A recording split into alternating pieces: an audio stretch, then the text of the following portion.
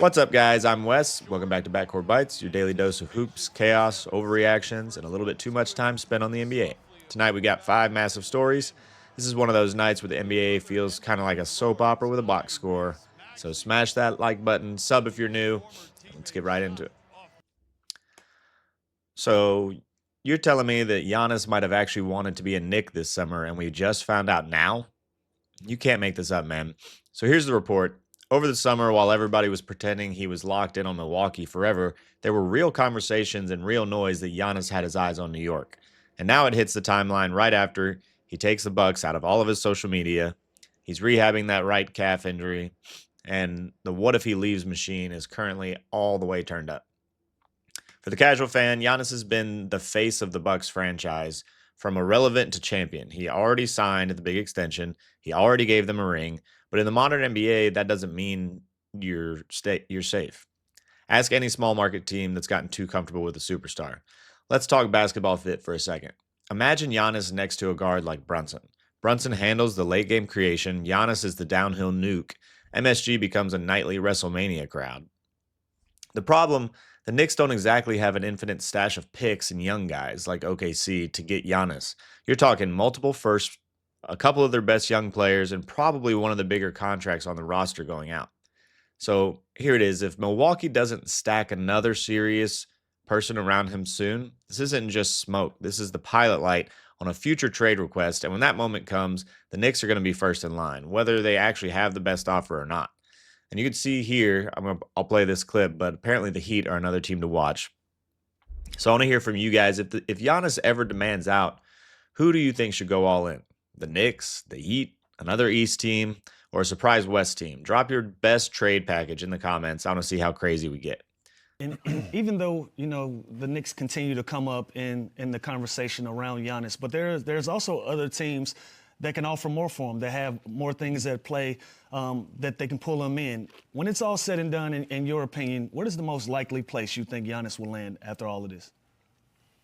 I mean, Lou, I think probably honestly, Miami to me is pretty interesting because we know the culture, we know their appetite to go out and get star players, especially when it's a time when they're not at a title contending status. That's where they are right now, but they have a lot of good things going for them.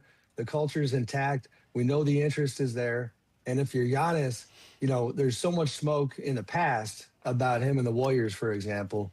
But I don't know that he's looking to go that direction, and I think Miami could be a great fit if the Knicks thing isn't there. Because I think New York as a market, Giannis in his business sense is looked at that in the past, and it's something that people kind of sleep on with him is that he's one of those guys that whether it's a product of his upbringing or what it might be, like he has no interest in leaving any money on the table. He wants to be the biggest kind of profile off the court that he can possibly be. So New York checks all those boxes.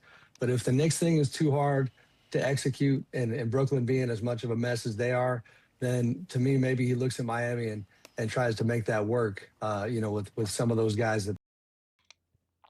All right. If Giannis to New York is a dream scenario, our next story is the nightmare version of that. A superstar whose name hits the trade block so often, it's basically a holiday. Anthony Davis is apparently back on the trade block, and somehow we're still surprised every single time his name comes up. Reports say the front office is listening on AD again, with teams like Detroit, Hawks, Raptors expected to at least kick the tires, see if this is serious. So let's break this into two realities. On paper, Anthony Davis is available is still one of the scariest phrases in the league. We're talking about a guy who, at his best, is a defensive player of the year, a matchup nightmare on offense, and a proven playoff level performer. The baggage, though, injury history that reads like a CVS receipt, inconsistent aggression game to game, huge contract number locked in. Let's rapid fire the rumored teams. Pistons. Cade plus AD is disgusting in theory. Cade finally gets a lob threat and defensive anchor, but do you really want to give up your entire young core plus picks for a guy that with that injury history when you have Jalen Duren, who's, like a poor man's AD, I guess. The Hawks, Trae Young and AD pick and rolls would break synergy. But then you just got the same question. Does AD fix a culture that can't defend or close out games? The Raptors. Masai's been sitting on a fence for like 3 years. AD could be the push all the chips in move next to Scotty Barnes. But if it fails, you detonated your asset base for a star who might play 55 games a year. Right now, Anthony Davis is the rare superstar where both things are true. He can still swing a playoff series, and he can also tank your franchise if you misjudge his body or motivation. Let me know what you guys think. Would you trade 3 first-round picks and a young starter for AD right now, knowing his full history? Yes or no? And which team do you think should actually do it? Me, personally, I would be livid if the Warriors went all in on AD and traded some of our young stars. So let me know what you guys think. Speaking of teams that don't need to trade for anyone because they already broke the league, let's talk about the squad that's 22-1 and making everybody else look like a G League team. All right, I'm not going to spend too much time on this because we talk about this every single episode, but the Thunder are 22-1, 14-game win streak. They're one away from tying their franchise record for consecutive wins, and they're just a problem. They've got a star without an ego. They've got length everywhere. Shooting, spacing, and most importantly, they've got depth and assets. The scariest thing is they could still add another star. They've got picks on picks on picks. If this team stays healthy, they might be the first team since, I don't know, the Warriors, I guess, when the Warriors drafted Steph, Draymond, and Clay. But this is the first team since then that is the first organically built juggernaut in this era. Let me know what you guys think. Right now, if you had to bet on either the Thunder or the rest of the field, who would you guys take? I feel like that's crazy to say that. You got 29 teams or one team. Who would you take? But the Thunder are clearly looking like the best team in the NBA right now. Now, from a team that can't stop winning to a guy who dropped 40 and still walked off the floor with an L, let's talk about Ant, the Suns, and what the hell happened in that game. Anthony Edwards just dropped 40. The Wolves had a 5-game win streak going, and the Suns still walked out with a 3-point win, 108-105. That is the most Timberwolves sentence I've ever said. So here's the setup. Wolves 5 straight. Ant playing like face of the franchise. Suns up and down, but still dangerous when their offense is on. And then this game, Ant goes full superhero mode, 40 points, doing everything you ask of your number one option. But late in the fourth, we saw the same issues pop up. Predictable late game offense. Everything becomes, Ant, save us, please. And don't get it twisted. He can save them. But when the defense knows exactly where the ball is going, all those early game buckets suddenly get way harder. Spacing and decision making. When help comes, do the Wolves consistently make the next read? Do they trust the kick out three? Or does it just turn into forced contested shots? And then the Suns on the other side had veterans making shots. They had guys making mid-range, how to slow it down, how to hunt matchups. Here's the uncomfortable question for Wolves. Is this just growing pains or is this who they are now? Reliant on Ant bailing them out with superstar shots without a plan B. Because if you're trying to win in the West, where teams like OKC and other contenders are disciplined as hell down the stretch, you can't just roll out vibes and hope. Let me know what you guys think. How far realistically do you think the Wolves can go this season? Second round, maybe? Conference finals? They're a great league pass team, but I'm not sure I see a lot of depth and a lot of success for them in the playoffs this year.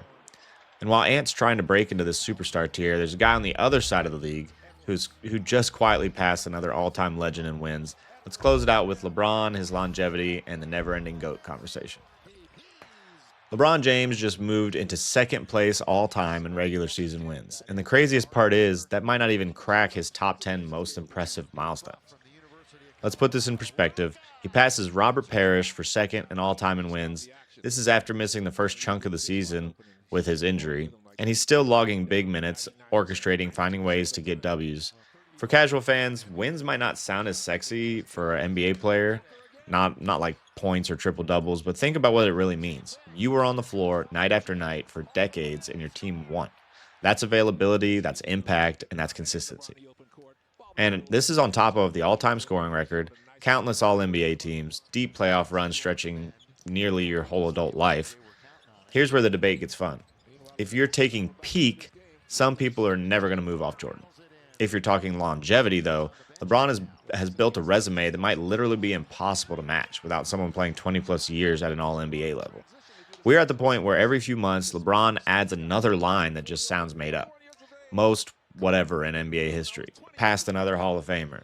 Broke another age-based record. At some point, the volume of milestones just becomes its own argument.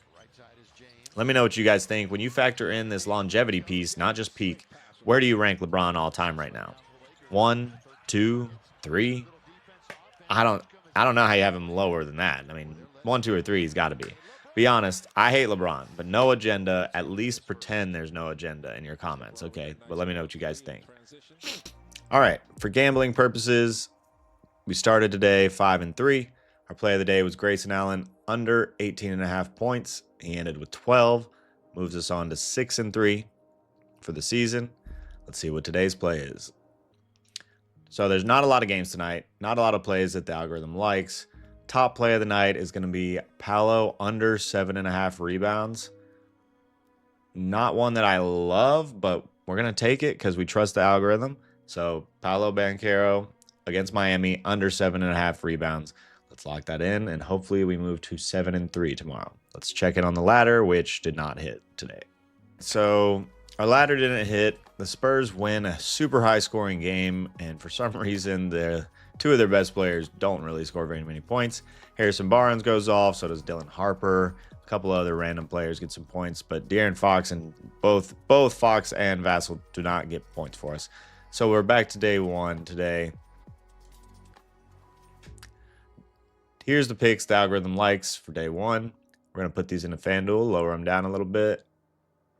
Here's going to be today's ladder play. Anthony Black game against the Heat. 10 points, 4 rebounds, 2 assists. Shouldn't be too hard. Woo Pig Suey. And then add Mitchell Robinson 6 rebounds against the Raptors. Let's lock it in, and I'll see you guys tomorrow for that dub. All right, that does it for today's episode. If you made it this far, make sure you hit that like button, subscribe, turn on notifications. Don't want to miss tomorrow's breakdown. I really appreciate it. It helps me out. Drop your hottest prediction based on tonight's stories. Giannis will be a Knick. Thunder win the title. AD to Detroit. I'll pick my favorite wild take. That does it for me. I'm out. I'll see you guys in the next one. Peace.